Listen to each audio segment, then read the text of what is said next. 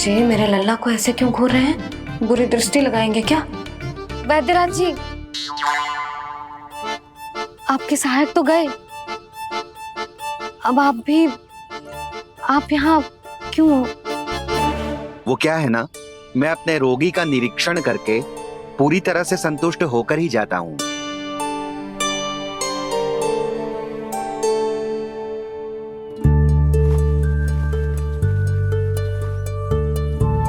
हाँ, संकेत तो अच्छे हैं, कल सुबह तक बिल्कुल ठीक हो जाएगी। धन्यवाद वैद्य जी।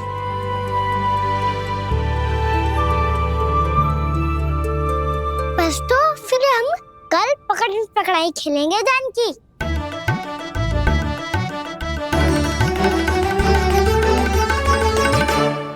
भानु, बंसी, जाकर उस क्षेत्र के चारों ओर बाड़ बनवा दो और वहां सूचना पट्ट भी लगा देना, ताकि जानकी के साथ जो हुआ है वो किसी और के साथ ना हो। शीघ्र जाओ। जी ठीक है।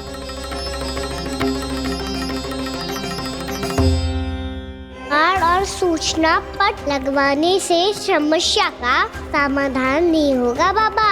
निर्दोष पशु सूचना पट देखकर भी कुछ समझ नहीं पाएंगे।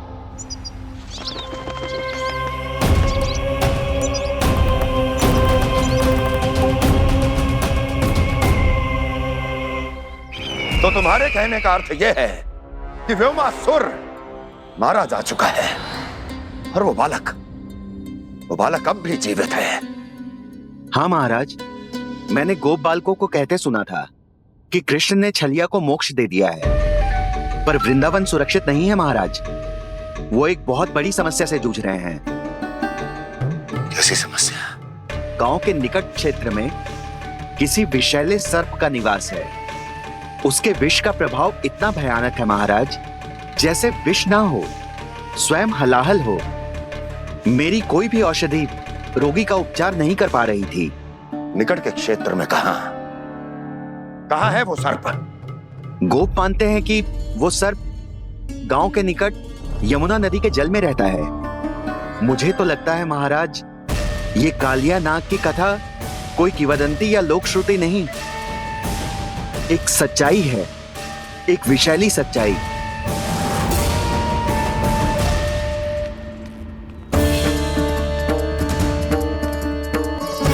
कालिया का सामना करने का समय आ गया है, पर उससे पहले मुझे बुलाना होगा उन्हें।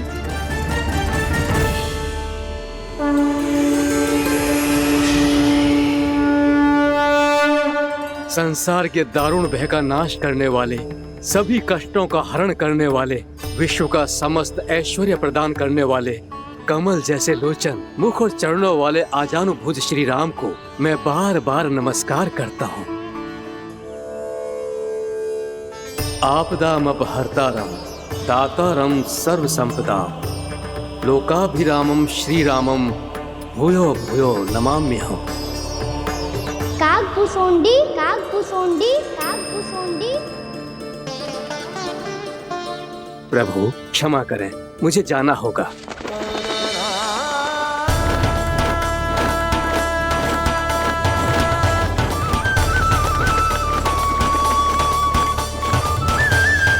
प्रणाम प्रभु। अनेक बार मैं आपके दर्शनों के लिए आया प्रभु। कभी नंद भवन के झरोखों से आपके दर्शन करके चला जाता था, तो कभी दूर किसी वृक्ष की आड़ से आपको निहार लिया करता था। आज आपने स्वयं मुझे बुलाकर धन्य कर दिया प्रभु।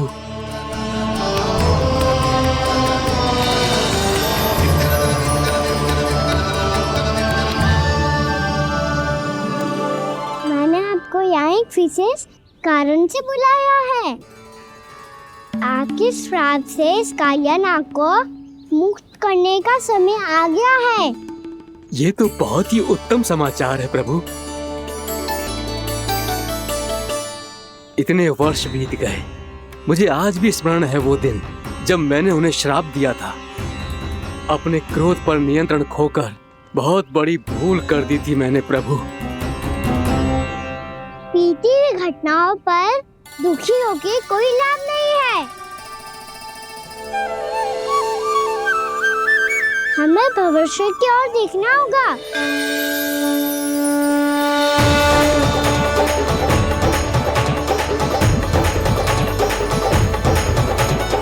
आदेश कीजिए प्रभु, क्या आज्ञा है आपकी? जब मैं कालिया नाग का सामना करने जाऊं, तो आप यहीं रहिएगा। आपको अपने आप पता चल जाएगा कि कब क्या करना है। और हाँ, लौटते जाते समय नारद मुनि से कहिएगा, वो आकर मुझसे भेंट करे। अवश्य प्रभु, प्रणाम। क्या इसने सच्ची में देवर्षि नारद को बुलाया है? नारायण नारायण, आपको संदेश भेजने की आवश्यकता नहीं थी। आप स्मरण करते और मैं चला आता। तुम्हारा कल्याण हो नारद।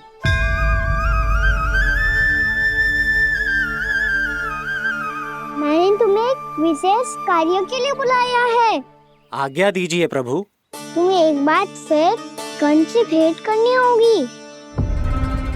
विचार कीजिए महाराज, क्या आप बिना किसी शंका के कह सकते हैं कि कौन सी पंखुड़ी पहली है और कौन सी आठवीं?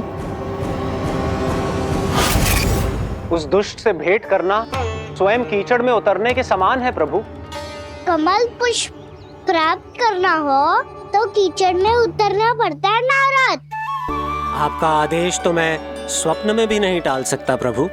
कंस कालिया नाग के बारे में जान गया है, पर वो उसका सामना करने का साहस नहीं कर पाएगा। मैं आतुर हूँ प्राप्ति, मूर्ख नहीं। मेरी बुद्धि फिर नहीं गई है। मैं स्वयं उस कालिया जैसे महाविषैले सर्प के सामने खड़ा हो जाऊं और अपने ही काल को आमंत्रित कर लूं। तो फिर अपने लाभ के लिए उसका प्रयोग करने का कोई और उपाय सोचिए स्वामी।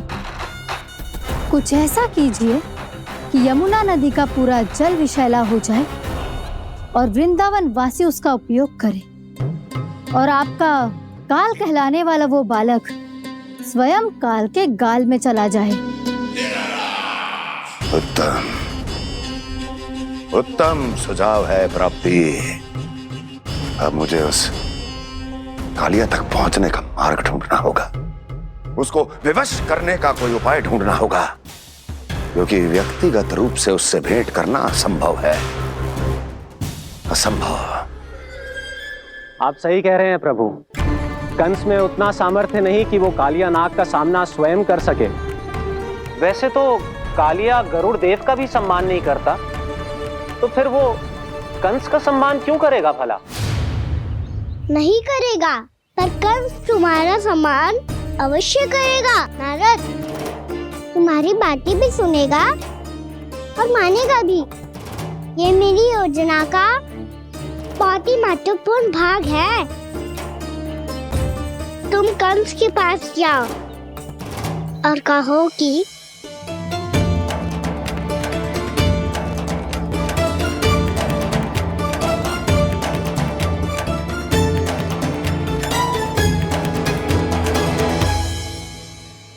संतान अपने माता पिता को तीर्थ का सौभाग्य दिलाती, पर मेरा लल्ला कितना महान है कि उसने हमारे घर को ही तीर्थ बना दिया।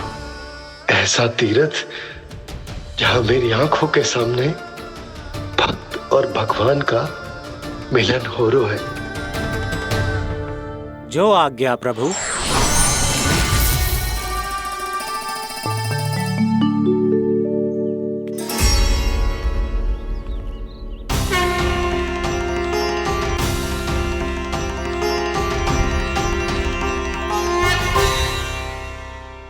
बाबा, कान्हा, ये सब क्या चल रहा है? पहले काक भुसुंडी जी और फिर जे नारद जी। क्या योजना बना रहे हो तुम? कान्हा, बताना लल्ला, क्या सोच रहे तू? कान्हा देख, अगर तुझे अपने बाबा को ना बताना हो ना, अपने भक्त को बता दे। क्या सोच रहे हो लल्ला? क्या करने वाले हो आप?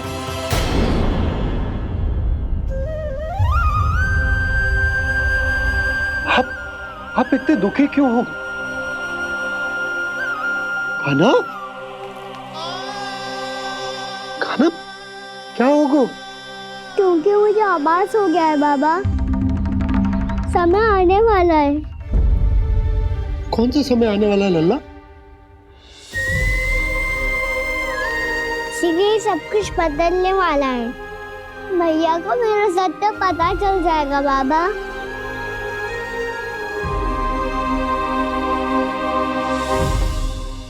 पर लल्ला, इसका काक भुसुंडी और कालिया नाग से क्या संबंध है? ऐसा क्या हुआ था और क्या होने वाला है?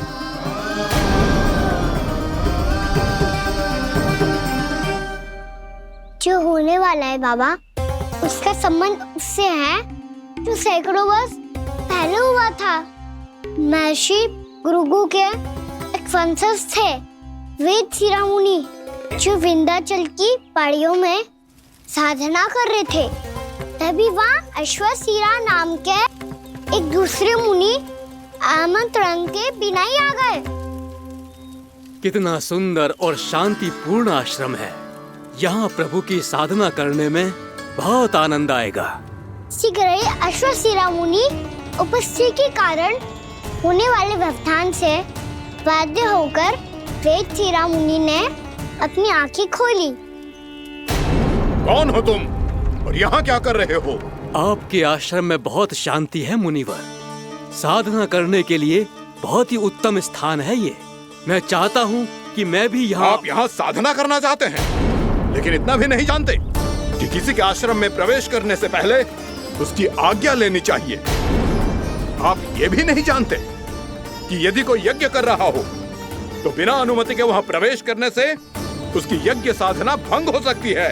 आप क्या साधना करेंगे मुनि? आप तो साधना के योग्य ही नहीं हैं। इतना अपमान! एक मुनि के मुख से इतने कड़वे शब्द शोभा नहीं देते। मैं तुम्हें श्राप देता हूँ, जितनी विषैली तुम्हारी जिह्वा है उतने ही विषैले सर्प बन जाओ तुम। और ऐसा सर्प जो सांस भी ले तो निकट का वातावरण दूषित हो जाए।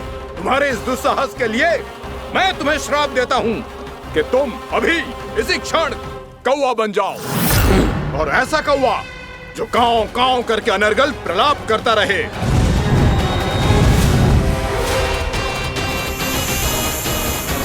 ये मैंने क्या किया? ये मैंने क्या किया? क्रोध के कारण दोनों ने एक दूसरे को श्राप दे दिया। पर दोनों ही मेरे भक्त थे, और भगवान होकर मैं अपने भक्तों को इतनी कठिनाई में कैसे देख सकता था। इसीलिए जिस संकट में उन दोनों ने अपने आप को फंसा लिया था, उसका समाधान करने में अंग करे मैया को खिंचाए, खेले रूठे मनाए।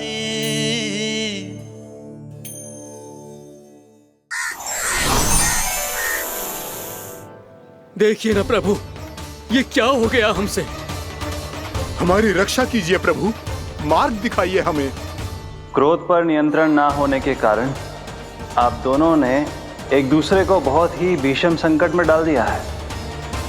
आप दोनों ही तपस्वी, तप के बल से दिए गए आपके श्राप को लौटाना भी संभव नहीं है। प्रभु कोई तो उपाय होगा, हम आपके शरण में हैं प्रभु। अपराध तो हमसे हुआ है प्रभु, पर अब आपसे ही आशा है।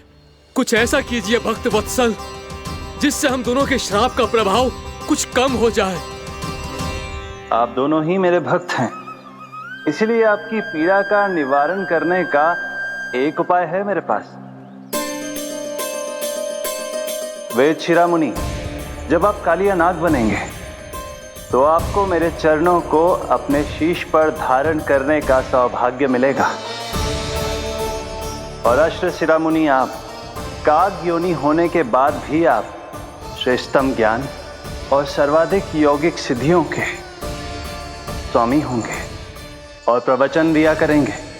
इसके बाद अश्वशिरा मुनि काक भुसुंडी बन गए, जिन्होंने आगे चलकर सेम गरुड़ देव को रामायण सुनाई।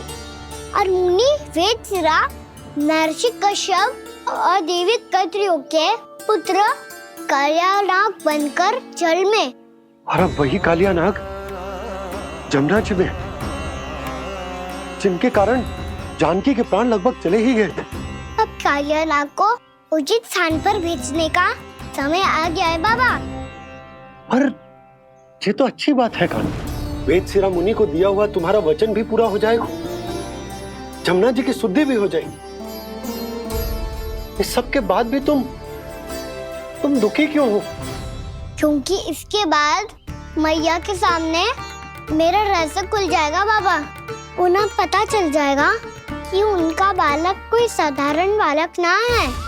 भविष्य में जो होने वाला है उसे सबके सामने घटने से रोकना मेरे लिए भी संभव ना होगा। मैया को सब पता चल जाएगा। क्या पता चल जाएगा रे मुझे?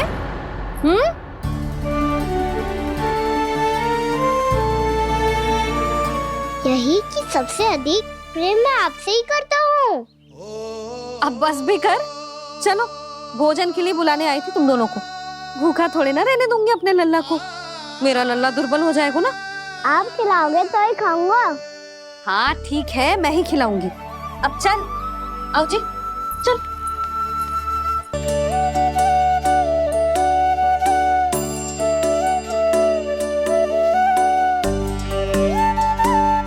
मैया खेलो ना मेरे साथ। मैया सुनो ना, मेरी बात ना मानोगी? अभी बहुत कार्य पड़े लल्ला। देख, जानकी को औषधि भी देने जानो है ना। औषधि मैं दे दूंगा, फिर तो खेलोगी ना आप मेरे साथ। पिछले कुछ दिनों से अपनी मैया का अधिक से अधिक प्रेम पाने का प्रयास करो है कान्हा। इसका तो एक ही अर्थ हो सकता कि कछु बहुत बड़ो होने वालों है। कान्हा रुक जा लल्ला। कान्हा क्यों तंग कर रहा है? मैया को पहन लेना। कान्हा, कान्हा, ये क्या करो तूने?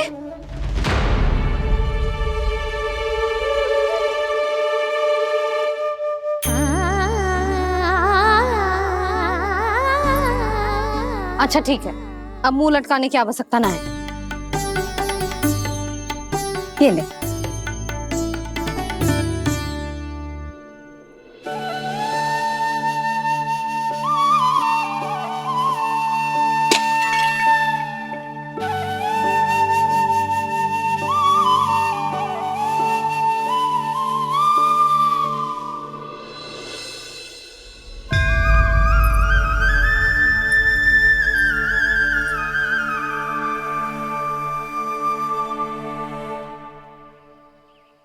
तंग करे मैया को खिजाए, खेले रूठे मनाए,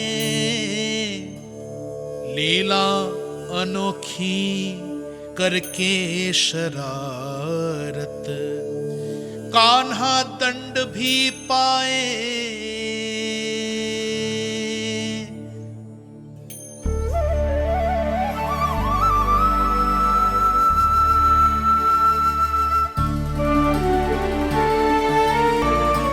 रूठना मनाना, खेलना खिलाना, पहले शरारत करके क्रोध दिलाना और फिर क्षमा मांग लेना, ये सब जानबूझकर कर रहे है कान्हा। जैसे जीवन भर के लिए अपनी मैया की ममता को अपने हृदय में समेट कर रखना चाहते हो। कैसे कैसे करूं उस कालिया से मित्रता, कैसे करूं उसका उपयोग?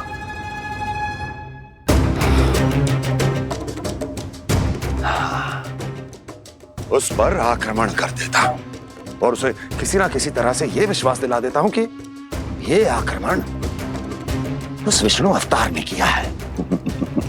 फिर वो क्रोध में आकर सारे वृंदावन वासियों को अपने विष से समाप्त कर देगा।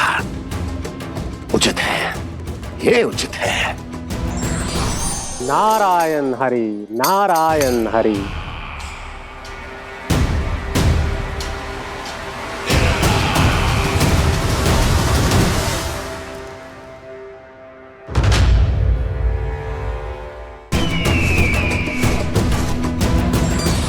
नारायण हरि, नारायण हरि।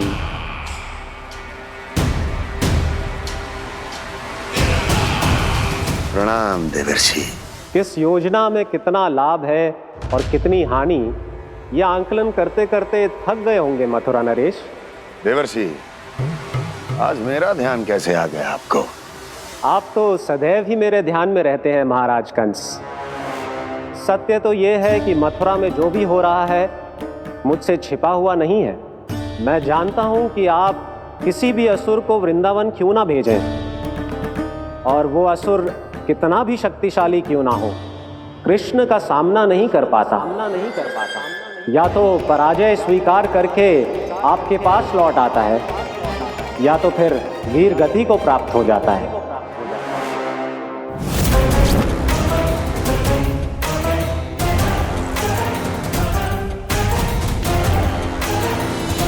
वाह, मुझे मेरी असफलताएं स्मरण कराने आए हैं, मेरे घाव को खुरेदने आए हैं, उन पे नमक छिड़कने आए हैं। मित्र को शत्रु समझने की भूल मत कीजिए महाराज कंस। मैं तो आपकी सहायता करने आया हूं। हाँ, और मेरी सहायता। कृष्ण विष्णु अवतार है, आप विष्णु के भक्त हैं। मैं हूं विष्णु द्रोही, फिर भी तो आपके आराध्य को हानि पहुंचाना चाहता है, उसकी सहायता करना चाहते हैं आप। क्या आप निश्चित रूप से कह सकते हैं कि आप ब्रह्मांड के सभी नियमों को अच्छी तरह समझते हैं? अवश्य। आपके लिए बस इतना ही जानना पर्याप्त होगा कि मैं जो कुछ भी कर रहा हूं उसके लिए मेरे व्यक्तिगत कारण हैं। मैं तो बस आपके हित में पिछली बार की तरह एक सुझाव लेके आया था, पर यदि आप मेरा सुझाव सुनना भी नहीं चाहते तो आपकी इच्छा। नारायण हरि, नारायण हरि। कारण चाहे जो हो, इनके पिछले सुझाव के कारण ही आज मेरे शत्रुओं की संख्या कम है। अन्यथा मैं देवकी के अन्य पुत्रों को भी जीवित छोड़ देता, और आज वो सब अपने भाई के साथ मिलकर उसकी शक्ति को अनेक गुना बढ़ा देते। ठहरिए देवऋषि,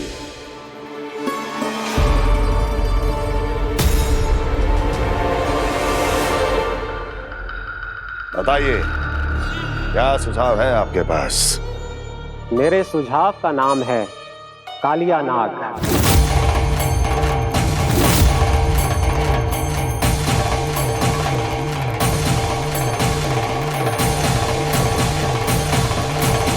उसके विषय में मैं जानता हूं देवर्षि। तो समस्या यह है कि मैं स्वयं उससे मिलने नहीं जा सकता, उससे भेंट नहीं कर सकता। उस कृष्ण की हत्या के लिए उसको वृंदावन जाने के लिए तैयार नहीं कर सकता। तो मत जाइए उसके सामने, और ना उसे भेजिए कृष्ण के सामने। हर बार आप किसी ना किसी असुर को अपने शत्रु के क्षेत्र में भेजते हैं, जहां शत्रु उसका सामना करने के लिए पूरी तरह से तैयार होता है और आपका असुर मारा जाता है। इस बार शत्रु को युद्ध स्थल चुनने का अवसर मत दीजिए महाराज। इस बार योजना का जाल ऐसे बुनिए कि कृष्ण स्वयं उसके पास जाने के लिए विवश हो जाए। कालिया नाग स्वयं काल है, मृत्यु का दूसरा नाम है। उसके विष का उपयोग अपने लाभ के लिए कीजिए महाराज। वैसे कालिया के विष की अधिकता का अनुमान तो होगा ही आपको।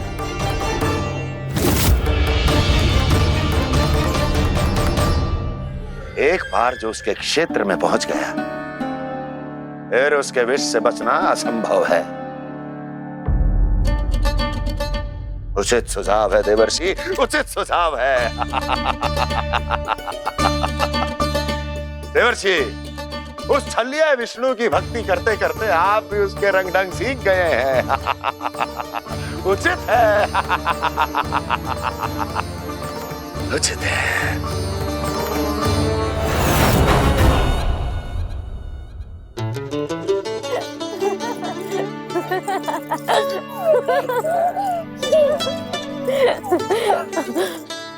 बस बस, बहुत आनंद ले लियो लल्ला। बस अब दूध पी ले। ठहर ठहर, गर्म है। जी ले ले पी।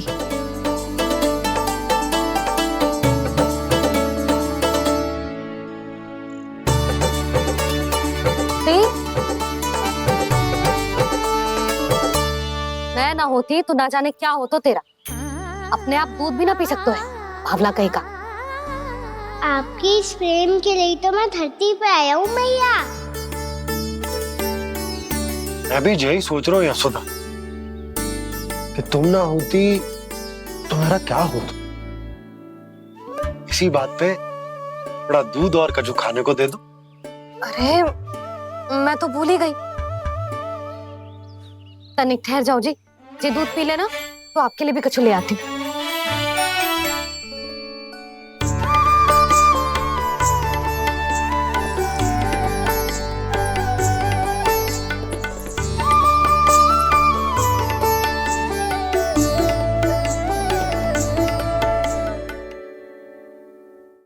प्रणाम महाराज। आपकी आज्ञा के अनुसार बिल्कुल वैसा ही पत्र तैयार किया है जैसा आप चाहते थे।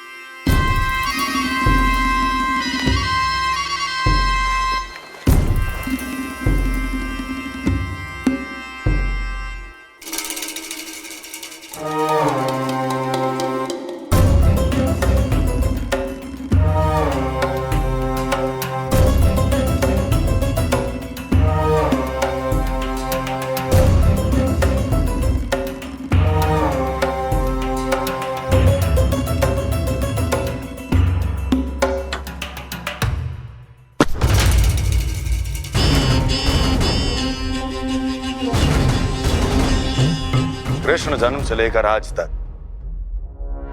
ये मेरी सबसे महत्वपूर्ण योजना है। इसका सफल होना निश्चित है दूत,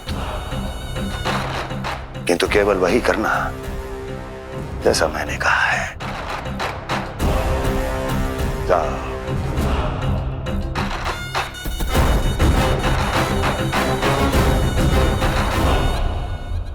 कान्हा,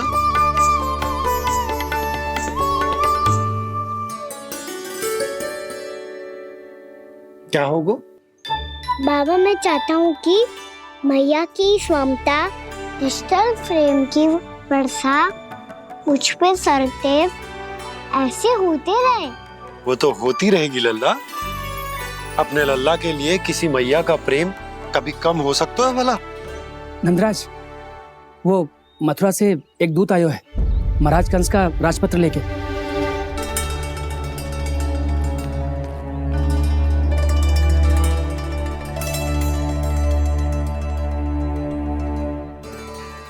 कान्हा अब क्या करने वाला है?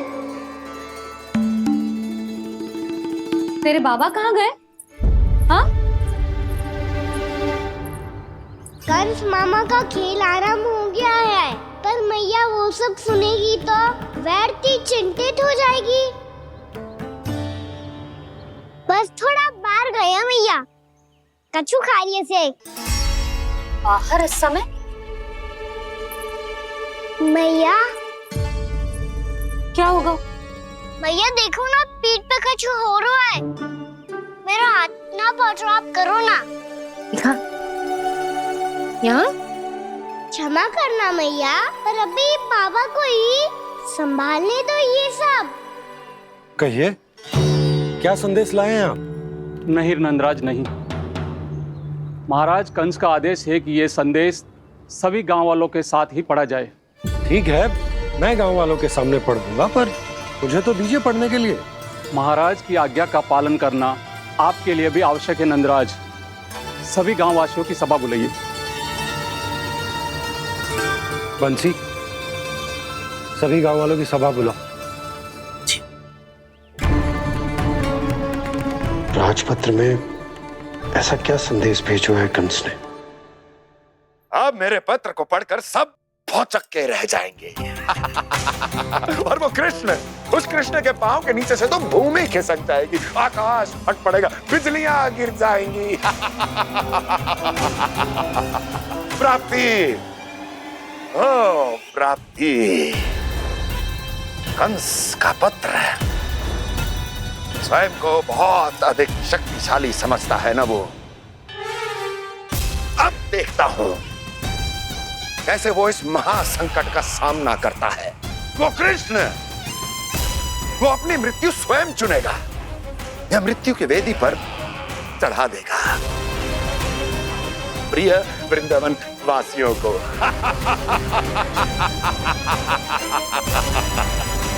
अब आएगा आनंद प्राप्ति, अब आएगा आनंद। सबको इकट्ठा करवा के ही पढ़वाएगो। अवश्य ही कोई विशेष संदेश दिया होगा कंस ने। मैं भी यही सोच रही हूँ सुलक्षणा जीजी, कछु ना कछु तो विशेष है, पर जे हो क्या सकता है।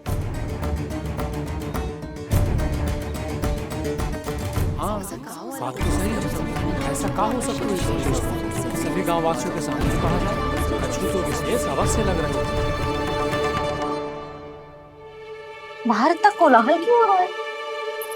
मैया, मैया, अब क्या होगा? मैया देखो ना, सर पे कछु हो रहा है। लल्ला, नारायण ने तुझे हाथ दिए हैं ना? पीठ की बात अन्य थी। अपने सिर की सेवा स्वयं कर। सर पे तो हाथ पहुंच रहा है ना?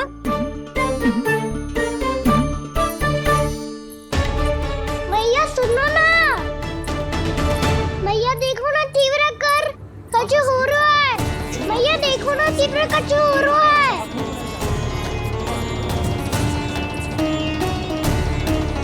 सब लोग आ चुके हैं, अपना संदेश सुनाइए आप।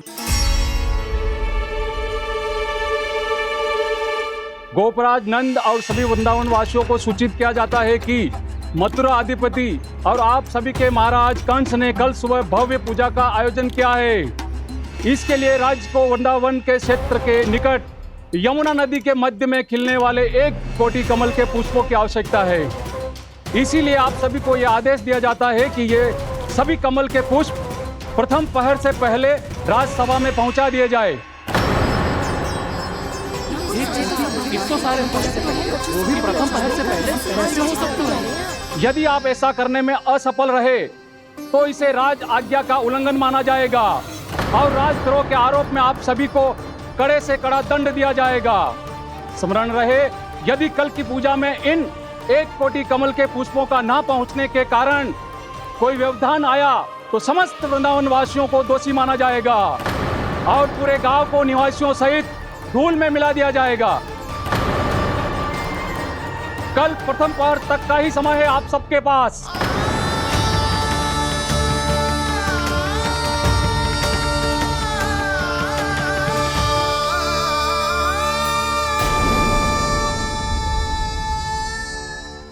एक कोटि कमल पुष्प, वो भी कल प्रथम प्रहर में? ऐसे कैसे संभव है? और कोई साधारण पुष्प ना, यमुना नदी के मध्य खिलने वाले विशेष कमल के फूल चाहिए उन्हें। लेकिन यमुना नदी में तो कालिया नाग ने विष घोल के रखा है, तो फिर कैसे हो पाएगा? यह असंभव है। हमारी मृत्यु का संदेश भेजा राजा कंस ने। सदैव की भांति इस समस्या पर भी गांव के बड़े ही विचार करेंगे। बालकों का यहाँ होना उचित ना है।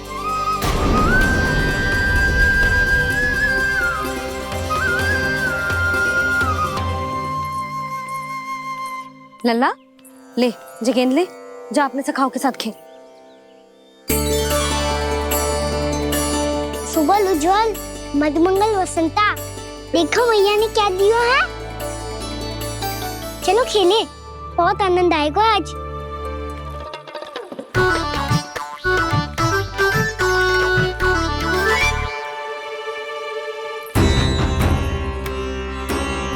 भानु, बंसी, जाओ और शीघ्र ही वो घेरे का कार्य समाप्त करो।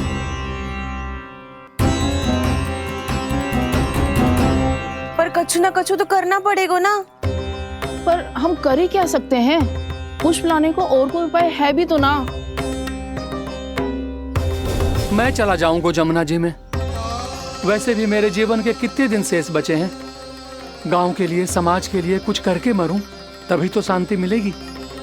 ना काका, यदि आप उस विषैले जल में छलांग लगा भी दोगे, किंतु 1 कोटि कमल पुष्प एकत्रित कर पाना आपके लिए संभव ना है। इससे अच्छा है कि मैं चला जाऊं। यदि मैं मर भी गया तो मेरे पीछे रोने वाला कोई ना है। किसी को कहीं जाने की आवश्यकता ना है। गोप नरेश होने के नाते ये मेरा कर्तव्य है कि मैं आप सबकी रक्षा करूं। नंदराज, आपको जाना है तो जाओ, हरिया, काका, भैया सब चले जाओ। लेकिन आपको पता है वहाँ का जल कितना विषैला है, आप लोग एक क्षण भी जीवित नहीं रह पाओगे। फिर कैसे इकट्ठा करेंगे 1 कोटि कमल पुष्प? आप बात तो सही कह रही हैं शांति। उस दुष्ट कंस ने ऐसी मांग रख के हम सबको फंसा दिया। हम में से कोई भी क्यों ना चला जाए और इस संकट का समाधान ना निकले को। कान्हा, बताना कौन सा खेल खेलें? गेंद पकड़ खेलते हैं, पर एक बात सुन लो सब, कोई भी तीव्र गति से ना फेंकेगा गेंद को। भैया ने फ्रेम बनाई है मेरे लिए। सब तैयार हो? हाँ।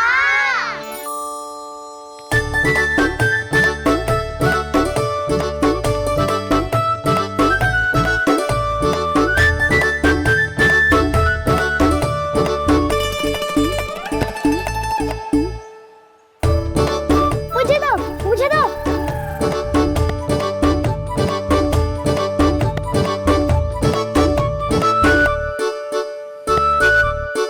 मुझे दो, मुझे दो।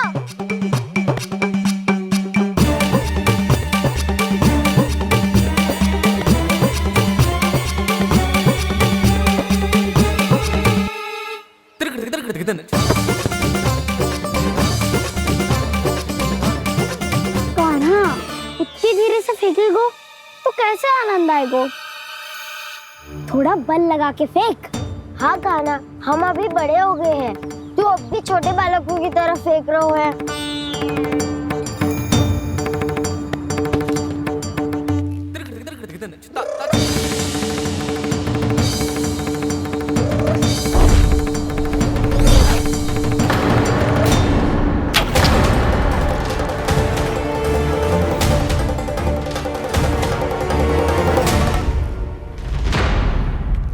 दीदी जी क्या करो कान्हा, गेंद तो डूब गई।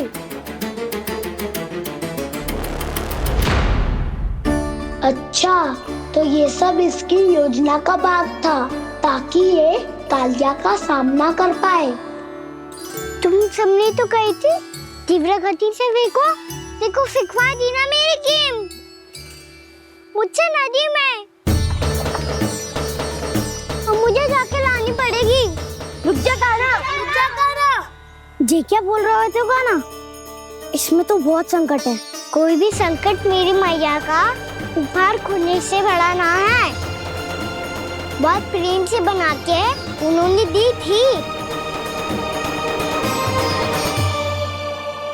हे नारायण, कोई उपाय समझ में ना आ रहा है।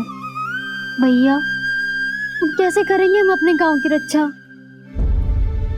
कीड़े पड़ेंगे उस दुष्ट को। यदि उसके कारण किसी के प्राण चले गए तो कौन सा फल मिलेगा उसे इस पूजा का? तुम सही कह रही हो यशोदा।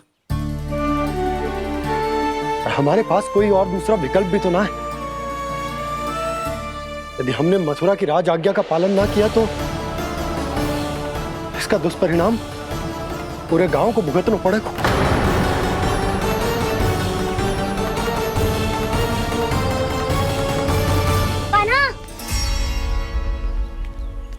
हमें पता है कि तू भगवान है, दिव्य है, बहुत शक्ति है तुझ में,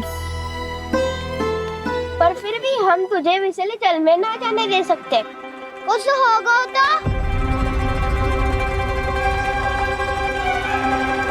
तुम सब इतनी हट कर रहे हो तो ठीक है, ना जाऊंगा।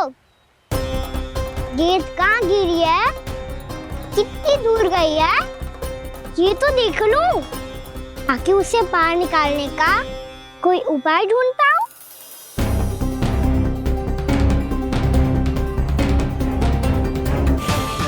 हाँ।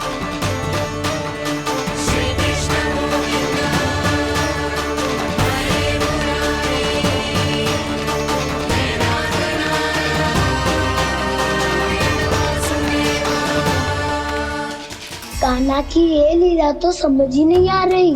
पहले इसने देवश्री नारद को मथुरा जाकर कंस को भड़काने के लिए कहा, फिर स्वयं ही दुखी भी हो गया कि अब इसका रहस्य सबके सामने खुल जाएगा। और अभी स्वयं ही तो इसने कहा था कि गेंद बहुत महत्वपूर्ण है, फिर स्वयं ही उसे नदी के विषैले जल में फेंक दिया।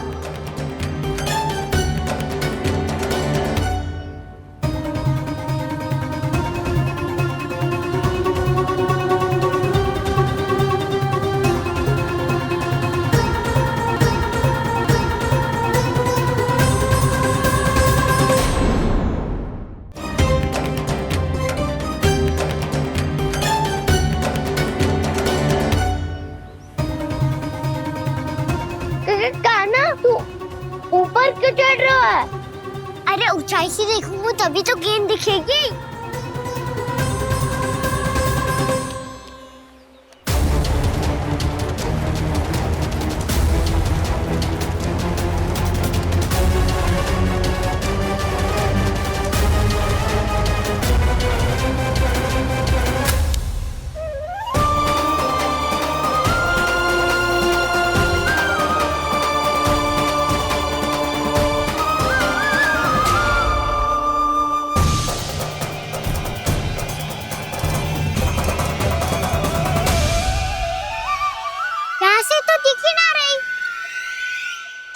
वहीं से फेंकी थी ना? ना, वहाँ से फेंकी थी। कहाँ से? नहीं कहना वहाँ से। समझ ना आ रहा, ठीक बताना कहाँ से फेंकी थी?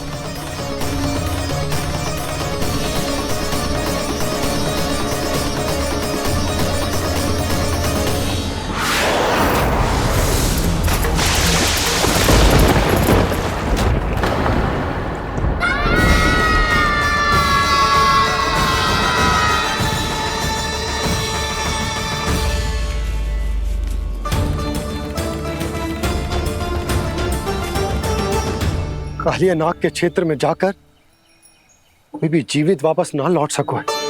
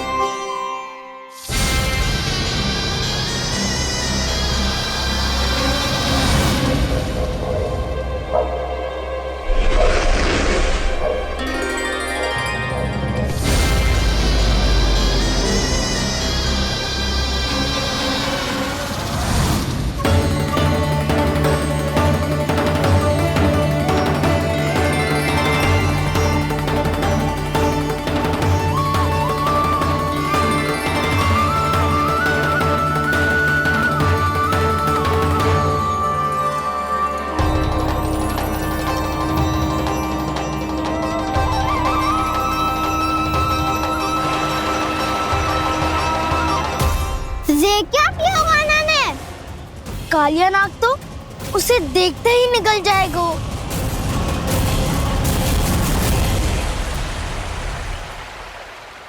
तो आरंभ से अब तक सब कुछ उसकी लीला का ही भाग था।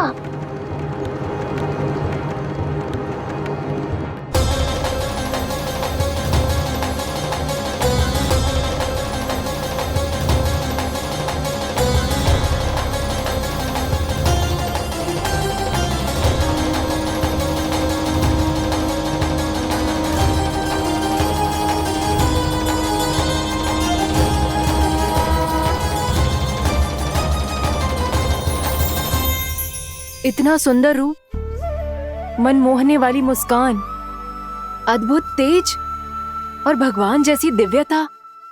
कौन हो तुम? हाँ, तुम्हें देखकर तो हम सब सम्मोहित ही हो गए।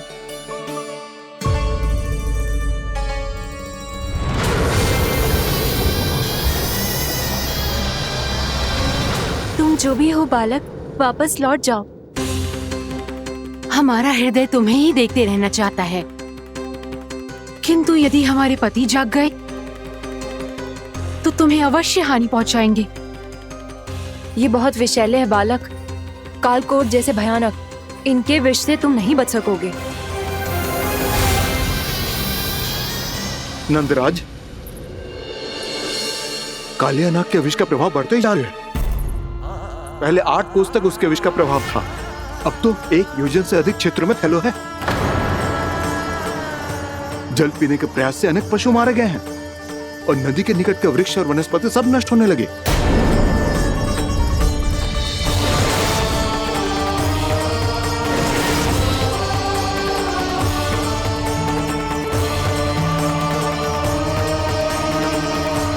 इनके विष की तीव्रता इतनी अधिक है बालक कि इनके संपर्क में आने वाले को तड़पने का भी अवसर नहीं मिलता। इनके विष की अग्नि क्षण भर से भी कम समय में प्राणवायु को जलाकर राख कर देती है।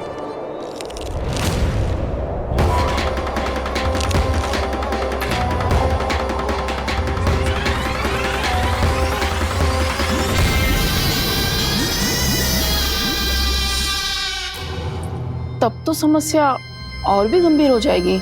मैंने तो सुनो है कि कालिया नाग कम से कम 2 योजन लंबा है, सैकड़ों फन है उसके।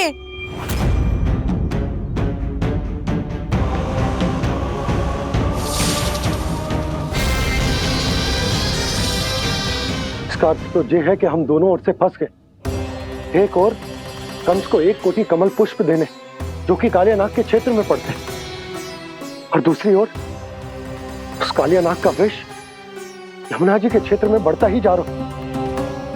इसके कारण हम ही नहीं, निर्दोष पशु पक्षी भी संकट में। इन दोनों समस्याओं का एक ही समाधान है, उस कालिया नाग का सामना करना। और ये ना समझ आ रहा कि हम ये करेंगे कैसे, क्योंकि ये बात साधारण मनुष्य के बस की ना है। हमारे लिए ये असंभव है।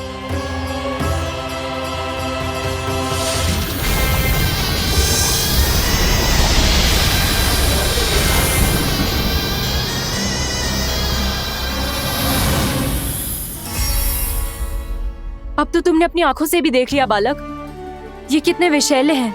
नींद में भी विष उगलते हैं। इससे पहले कि तुम्हें कुछ हो जाए, चले जाओ यहाँ से, मान लो हमारी बात। आप सब मुझे जानती भी नहीं और फिर भी मेरी इतनी चिंता कर रही हैं आप। माँ की ममता भेदभाव नहीं जानती। तुम भी किसी के पुत्र हो और हम सब भी माँ हैं। एक माँ को हर बालक में अपनी ही संतान दिखाई देती है, इसलिए हम तुमसे विनती करते हैं, वापस चले जाओ, बचा लो अपने प्राण। मेरी चिंता मत कीजिए, मुझे कुछ नहीं होगा। होगा, अनर्थ होगा यदि ये उठ गए तो।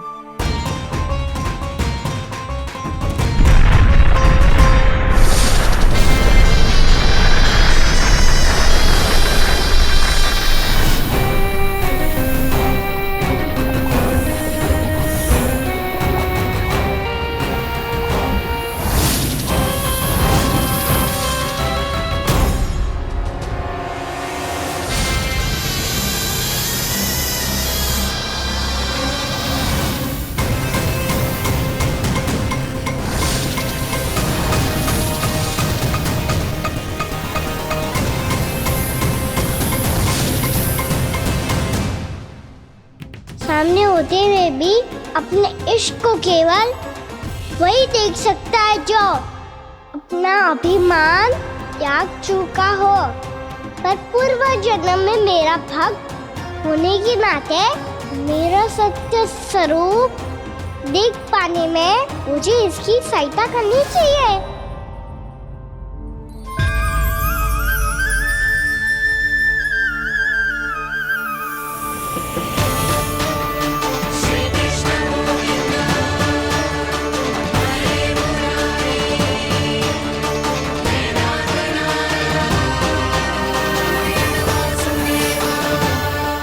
देखो हमारा छोटा सा कान्हा कैसे डट के खड़ा हुआ है, इतने विशालकाय, इतने महाभयंकर सबके सामने।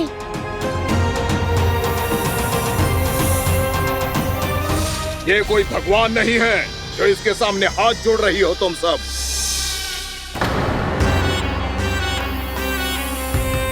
एक सामान्य साधारण बालक है ये, जो ये तक नहीं जानता कि इसके सामने है इसका काल, कालिया। तू कौन है बालक? मेरे इतने निकट आकर भी तू जीवित कैसे है? मेरी नहीं, अपनी चिंता करो कालिया। बहुत मनमानी कर ली तुमने। अब बस मैं तुम्हें रोकना हूँ। अब बस मैं तुम्हें रोकना हूँ। मैं तुम्हें रोकना हूँ। बित्ते भर का है तू, मेरे विष के बारे में जानता ही क्या है? और कहता है मुझे रोकने आया है। किससे? किससे रोकना चाहता है तू मुझे? मुझे क्रोध दिलाने की भूल मत कर बालक। अपनी फुंकार से ही तेरी इस मुस्कुराहट को अंतिम मुस्कुराहट बना सकता हूं मैं।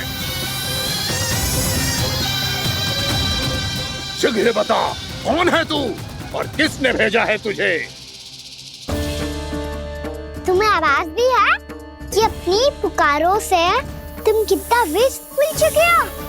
पवित्र यमुना नदी को कितना दूषित कर दिया तुमने।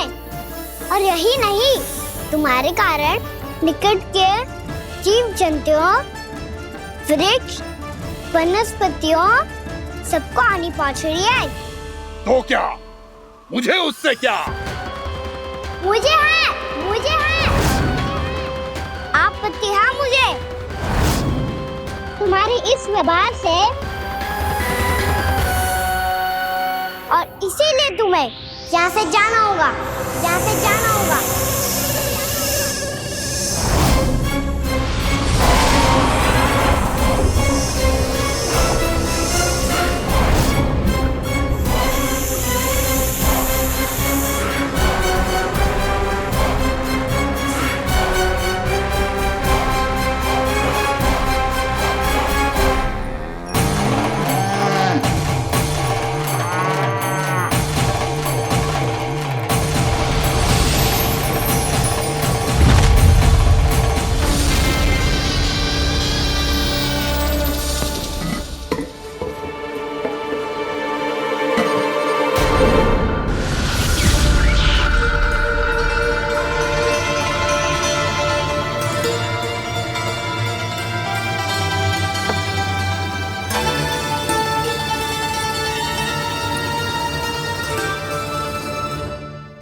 मुझे आदेश देने का साहस भी कैसे किया तूने?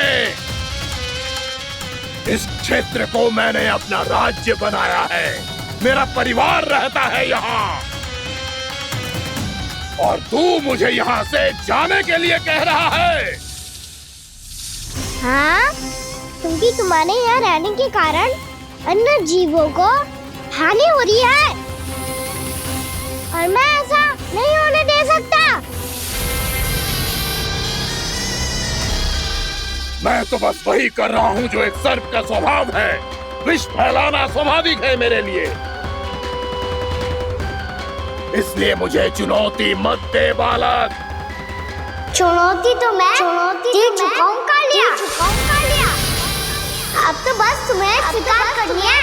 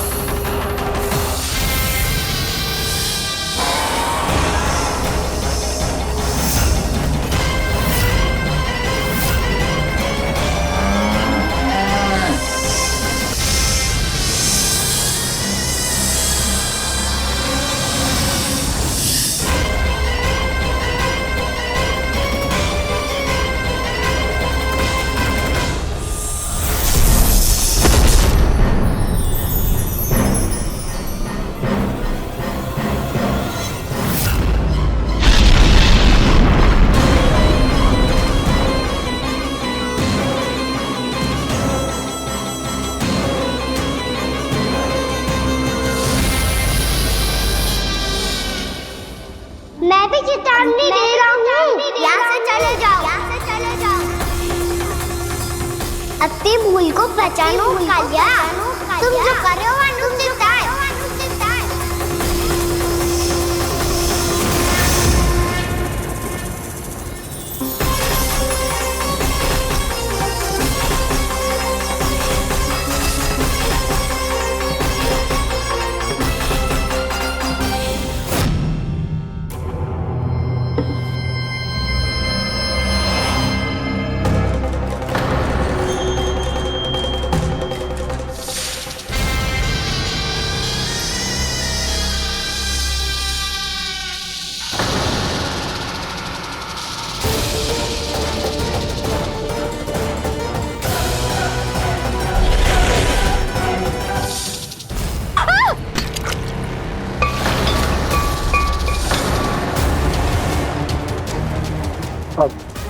मैं आता हूँ।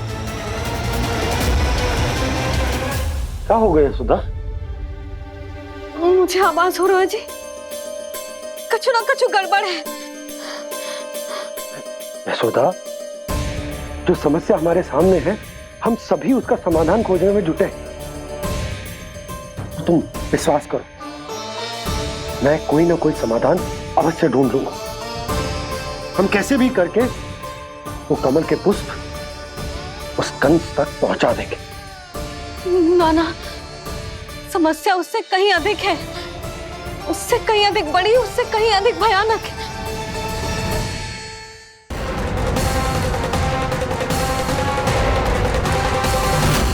विस्की ये बूंद से ही सबके प्राण चले जाते हैं। इसने तो विस्की धारियां फेंके हुए हैं खाना पे। कान्हा कैसे बच्चे को अधिक विष से? इसका विष तो क्या, ये सर स्वयं भी छू तक नहीं पाएगा हमारे कान्हा को।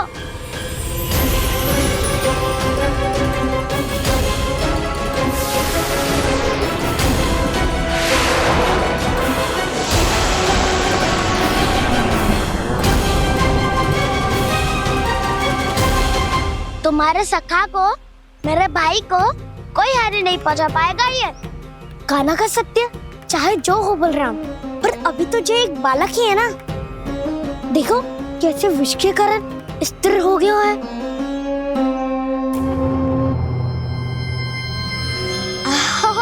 हाउ सर्फ ने कितनी आसानी से अपनी पूंछ से बांध लिया है।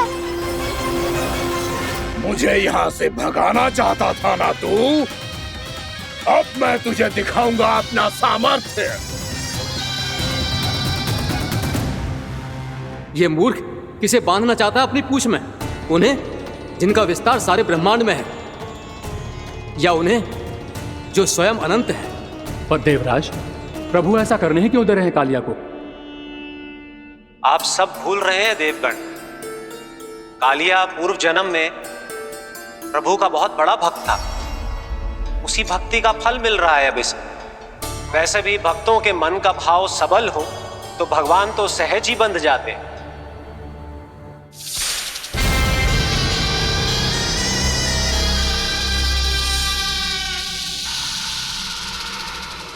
बलराम, तुमने ही तो कही थी कान्हा को कछु ना होगा। देखो उस दुष्ट ने चारों ओर से जकड़ लियो है।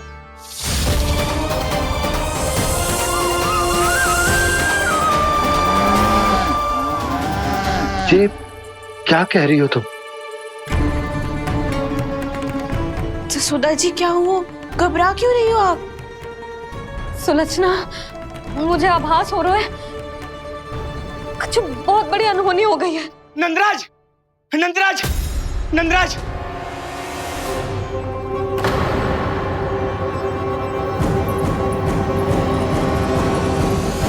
नंदराज, कान्हा ने जमदग्नि नदी में छलांग लगा दी है।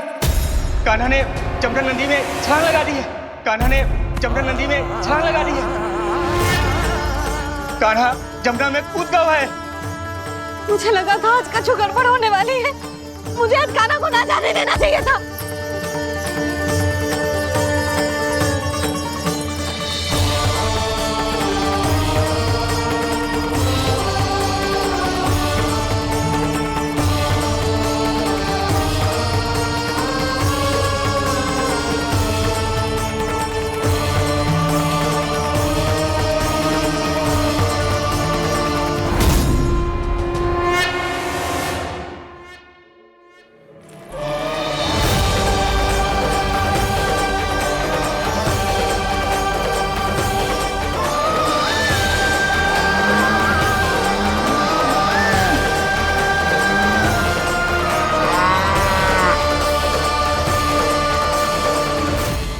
शीघ्र कछु करो ना।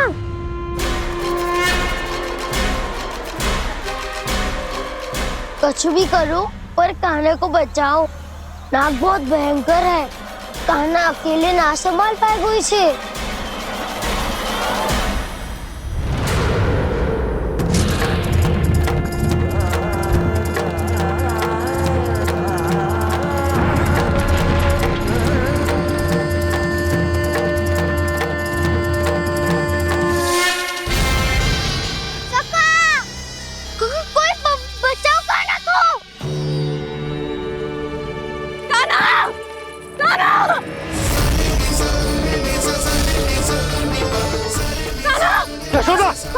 यशोदा रुको। छोड़ दो मुझे, छोड़ दो मुझे। रुक जीजी, संभालो, बावली हो गई क्या?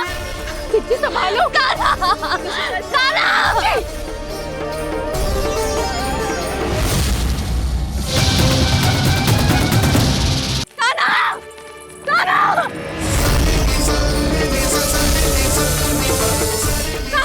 यशोदा, यशोदा रुको। छोड़ दो मुझे, छोड़ दो मुझे। रुक जीजी, संभालो, बावली हो गई क्या? जीजी संभालो। कान्हा, कान्हा। देखो अब कैसे तुम्हारे अस्थियों को तोड़कर छोटे छोटे टुकड़ों में बदल दूंगा मैं।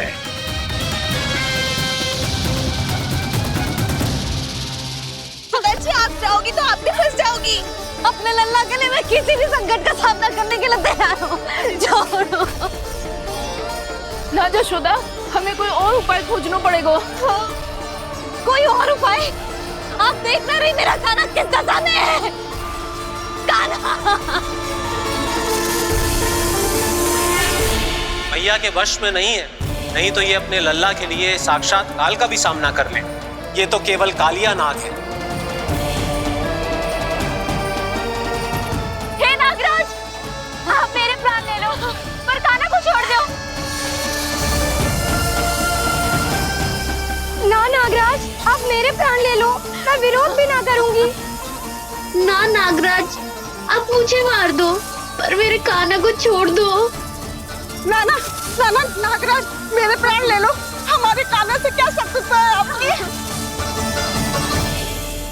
प्रभु के लिए जो प्रेम यशोदा मैया के हृदय में है, वही इन सभी गोपियों के हृदय में भी है।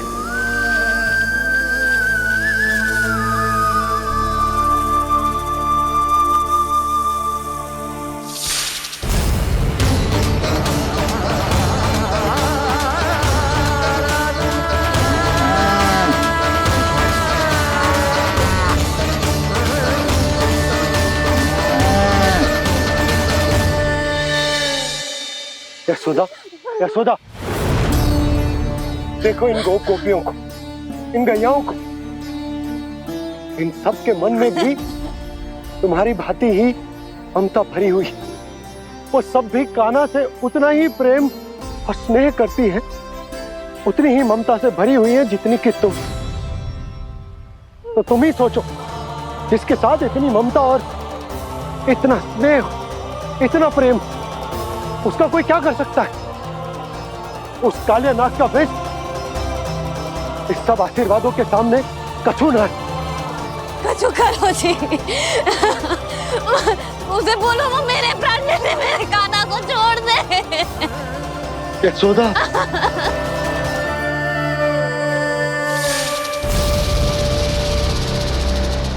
केवल इन्हीं में नहीं देवराज, नाग पत्नियों के हृदय में भी ममता का वही प्रेम उमड़ रहा है। देखिए। मैं आपके हाथ जोड़ती हूँ स्वामी, इस बालक को छोड़ दीजिए। ये अवश्य ही कोई दिव्य आत्मा है स्वामी। हम आपसे विनती करते हैं स्वामी, इस नन्हे बालक को हानि मत पहुंचाइए स्वामी। मेरी पत्नियां मेरे ही शत्रु के लिए विनती कर रही हैं। अब यदि इसके पक्ष में एक शब्द भी कहा तुम सबने, तो मैं इस बालक से पहले तुम सबके प्राण ले लूंगा। हो रहा प्रसन्न नाग कालिया, विजय को निश्चित जान। रोते बिलखते व्याकुल सब, संकट में देख कान्हा के प्राण।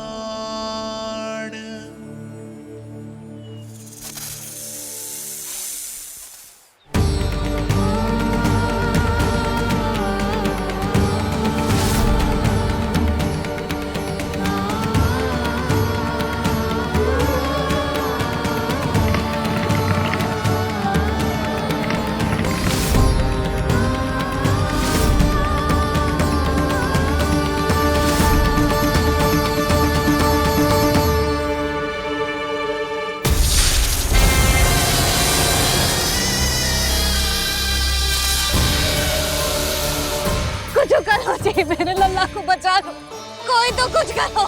जीजी संभालो जसोदा। यशोदा, यशोदा तुम शांत हो जाओ, मैं कान्हा को वापस लेकर आऊंगा, मैं रक्षा करूंगा उसकी। ना नंदराज, नंदराज नहीं, कम से कम आप तो समझो नंदराज, कालिया के पास आप जाओगे तो आप भी फंस जाओगे।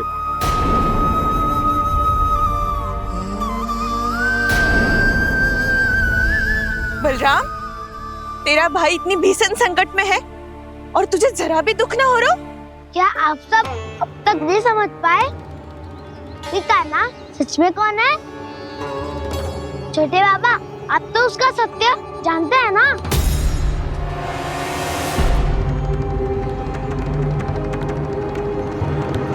मानता हूँ कि आप सब कान्हा के रहस्य के बारे में नहीं जानते, पर क्या उसके जन्म से आज तक घटी एक से बढ़कर एक विचित्र घटनाओं को भी भूल गए हैं आप सब?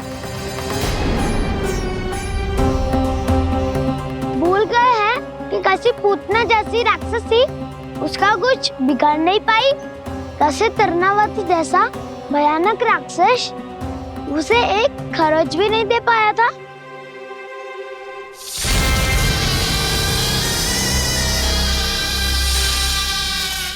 आप सबने अपनी आंखों से देखा था ना, बकासुर से कान्हा की रक्षा करने देवता स्वयं आए थे, पर सत्य तो ये है कि वह सभी देवता भी उस असुर के सामने असमर्थ हो गए थे।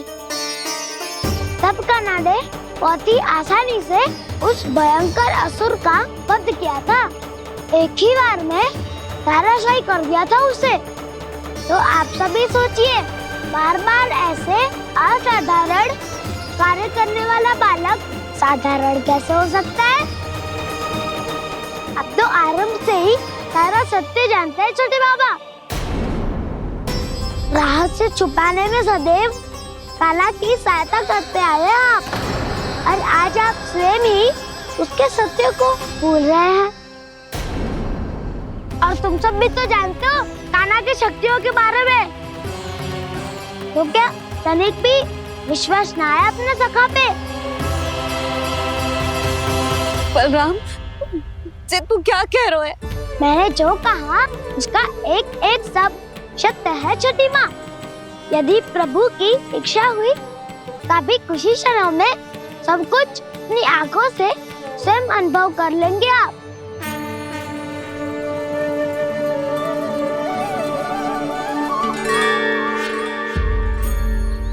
शांताकारं भुजगशयनं पद्मनाभं सुरेशं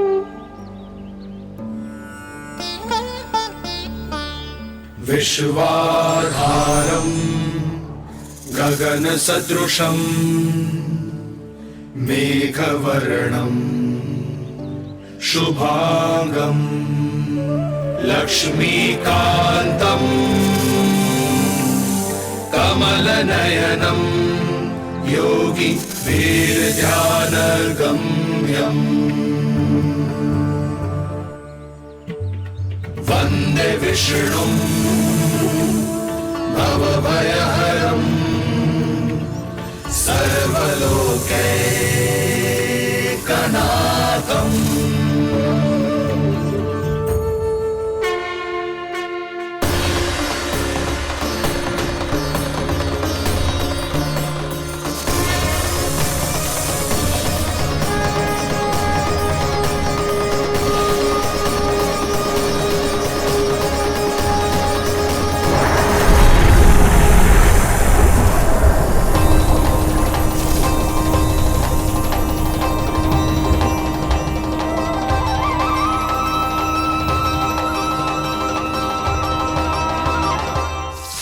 क्या लगता है बालक कि तू मेरी जकड़ से निकल गया तो अब बच जाएगा तू?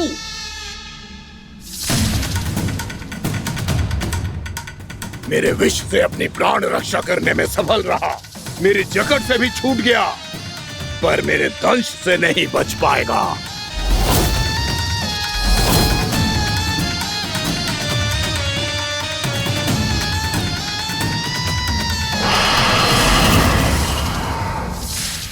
अब भय से भाग रहा है, पर मैं तुझे मृत्यु देकर रहूंगा।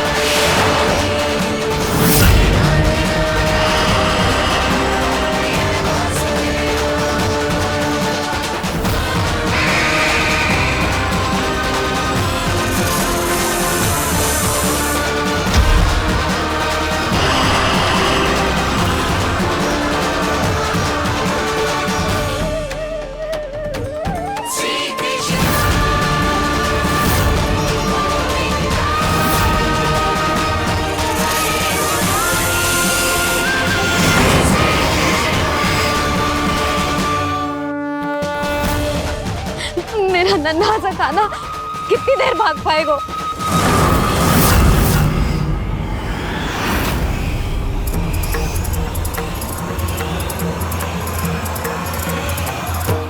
और कितनी प्रतीक्षा करोगे मेरी भक्त कालिया? भक्त नहीं, काल हूं मैं तेरा। जब अहंकार का मुकुट बुद्धि को ढक लेता है तो भक्त अपने भगवान को भी नहीं पहचान पाता। व्यर्थ की पहेली में मत उलझा बालक, ना मैं भक्त हूँ और ना तू भगवान।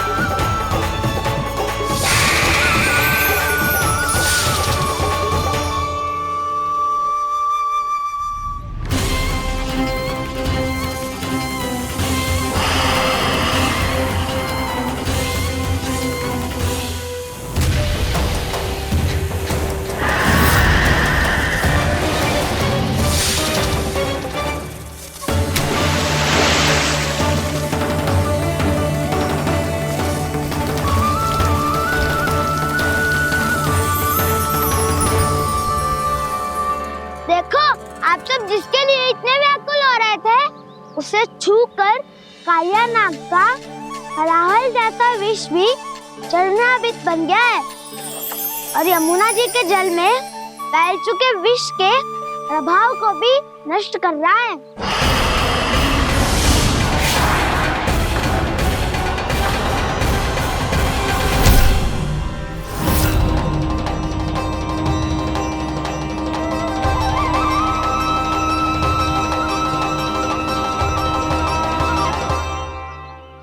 धर्म रक्षक, अधर्म विनाशक प्रभु श्री कृष्ण का कौशल सचमुच अद्वितीय है।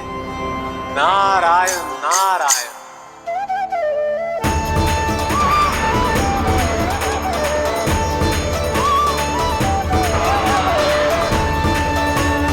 मेरा भार तुम्हारे भीतर के अहंकार का प्रतीक है कालिया।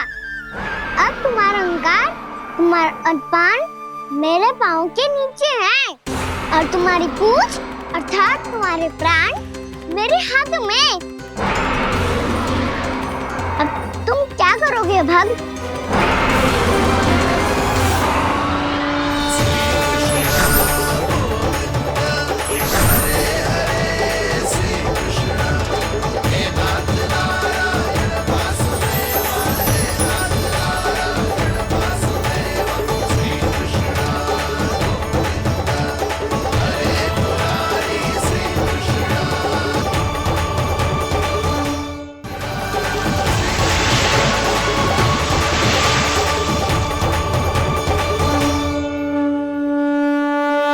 प्रभु, भले ये आपको पहचानने में असमर्थ हो, पर हम सब ने आपको पहचान लिया है।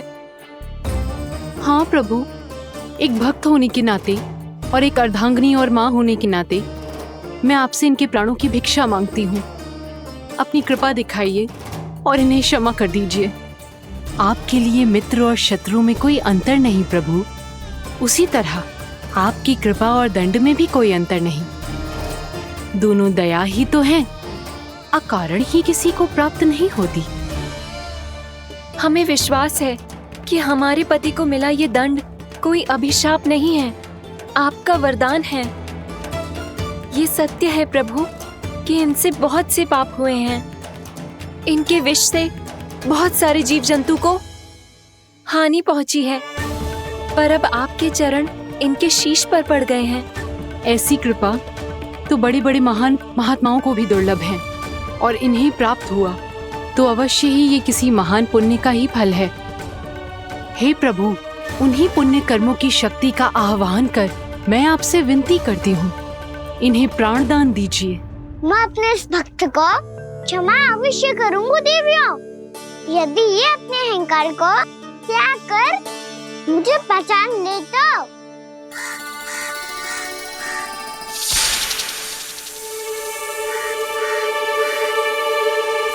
मैं तुम्हें श्राप देता हूँ, जितनी विषैली तुम्हारी जिह्वा है उतने ही विषैले सर्प बन जाओ तुम।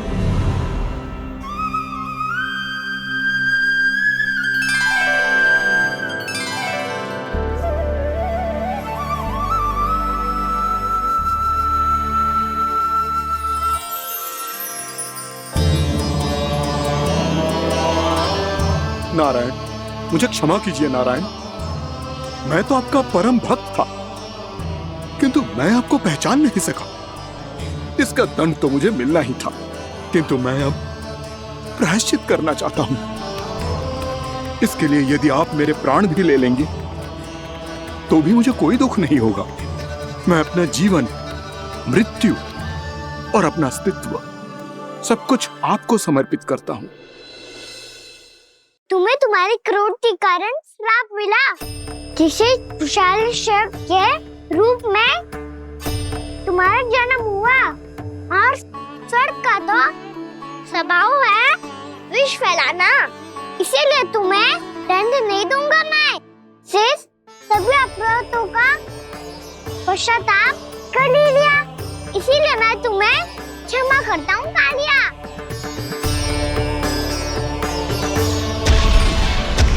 पर तुम्हें यहाँ से दूर समुद्र के बीच जाकर रहना होगा, जहाँ किसी निर्दोष का जीवन तुम्हारे विष से प्रभावित ना हो।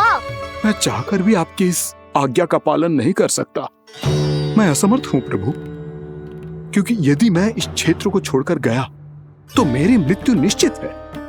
आपसे क्या छुपा है प्रभु? आप तो जानते हैं कि सर्प जाति और आपके वाहन गरुड़ के बीच अनंत शत्रुता चल रही है, जिसका प्रारंभ नागों के द्वीप नागालय से हुआ था। उस द्वीप पर छोटे जीवों को निगल जाने के लिए सर्प थे, और गरुड़ को सर्पों का स्वाद बहुत प्रिय था, इसलिए वो बार बार नागद्वीप जाने लगा था। पर इस कारण पूरी सर्प जाति उससे आतंकित हो गई थी, इसलिए जब भी गरुड़ वहां पहुंचता तो सभी सर्प छिपने लगते। जब गरुड़ को इसका आभास हुआ तो उसे बड़ा क्रोध आया और वो उत्तेजना में भरकर सर्पों का शिकार करने लगा। भूख ना होने पर भी उन्हें मारने लगा। अब सर्पों के प्राण हरना उसके लिए खेल बन गया था। इस भीषण समस्या का समाधान ढूंढने के लिए पूरी सर्प जाति महान सर्प वासुकी के सामने इकट्ठी हुई। हे महान वासुकी, हमारी सहायता कीजिए। नाग